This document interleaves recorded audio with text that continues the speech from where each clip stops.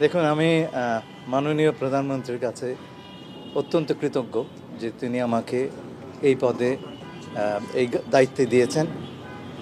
আমি আজকে থেকে ৪৬ বছর আগে আমার পাবলিক সার্ভিসের সূচনা করি পররাষ্ট্র মন্ত্রণালয়। জীবনের এই প্রান্তে এসে আবার সেখানে এলাম। এটা একটা গুরু দায়িত্ব। গত অন্তর্বর্তীকালীন সরকারের সময় আমরা আমাদের ফরেন পলিসি এবং তার অভিমুখ এই নিয়ে যথেষ্ট চিন্তা ভাবনা করেছি, কিছু কিছু কাজও করেছি টু রিব্যালেন্স। মাননীয় প্রধানমন্ত্রী তার বিভিন্ন ভাষণে প্রথম একটি কথা বলেছেন বারে বারে, সবার আগে বাংলাদেশ ফার্স্ট। আমাদের ফরেন পলিসির মোটো হবে হচ্ছে বাংলাদেশ ফার্স্ট।